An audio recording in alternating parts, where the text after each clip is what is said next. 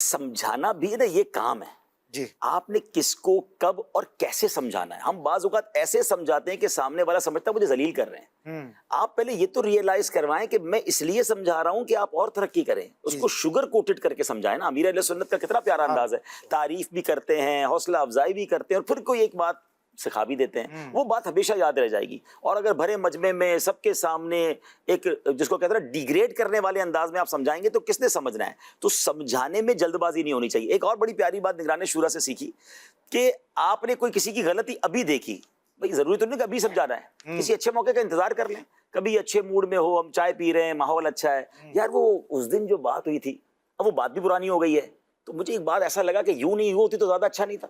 تو وہ اس وقت وہ زور نہیں پڑے گا. تو ایک تو سمجھانے میں جلد بازی نہیں کرنی چاہیے, سمجھانے کا انداز اچھا ہونا چاہیے.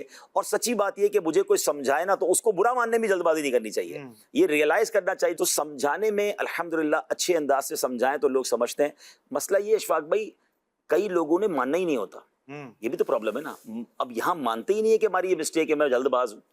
آپ نے جس طرح بات کی مجھے یاد آ گیا, ہمارے ایک اسلامی بھائی تھے, ان کا میسج مجھے آتا تھا. یہ اب تو شروع ہوا نا 1.5 اور 2 اب شروع ہوا, وہ پہلے 2 3 پہ ہی تھے. وہ اس زمانے میں جب یہ واٹس ایپ پہ یہ آپشن ہی نہیں تھا, تو مجھے ان کا میسج ہی سمجھ نہیں آتا تھا. اچھا میں بہت تیز بولتے تھے, اتنا تیز, او باپ رے باپ.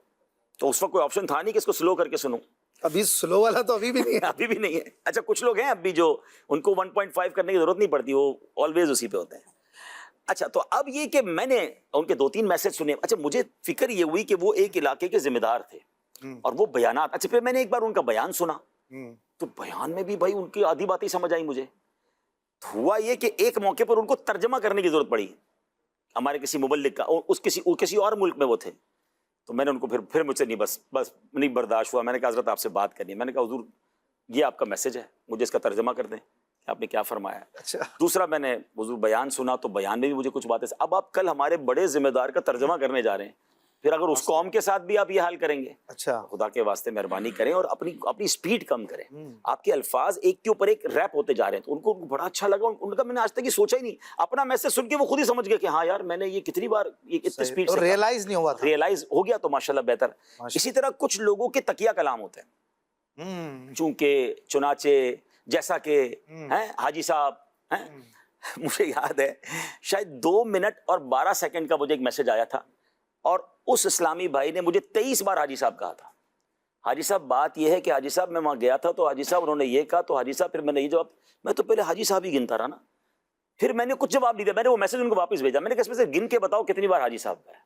پھر اس کو سمجھ آیا کہ یار یہ میں نے کہا آپ سوچیں, لوگ آپ کی باتوں پہ ہنسیں گے بیٹا, آپ کیا کرتے ہیں. اللہ تو یہ کوئی اگر اچھے طریقے سے سمجھائے تو یہ واقعی کچھ عادتیں ایسی ہیں جو لوگوں کو اریٹیٹ کرتی ہیں. بسم اللہ بہت اچھی چیز ہے, الحمدللہ بہت اچھا ذکر ہے, لیکن کتنی بار پڑھنا ہے, گفتگو میں کتنی اور کہاں کہاں پڑھنا ہے.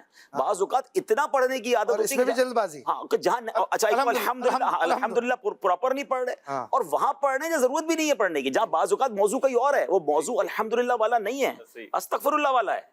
ٹھیک ہے نا. تو یہ بھی پتا ہونا چاہیے نا کہ استغفر اللہ کہاں پڑھنا ہے, توبہ کہاں کرنی, شکر کہاں کرنا, تسبیح کہاں پڑھنی. ٹھیک ہے نا. تو بیمار کو دیکھ کر تو سبحان اللہ آپ نہیں کہیں گے نا, وہاں پر اس کو تسلی دیں گے. تو یہ پتا ہونا چاہیے کہ کون سی چیز کہاں پڑھنی ہے. تو پلیز یہ بڑی اچھی بات کی اشفاق بھائی نے کہ کوئی اچھی گفتگو کرنے والے یا ماشاءاللہ کسی سمجھدار آدمی کے ساتھ بیٹھ کر اپنی عادتوں کو ری چیک کروانا چاہیے.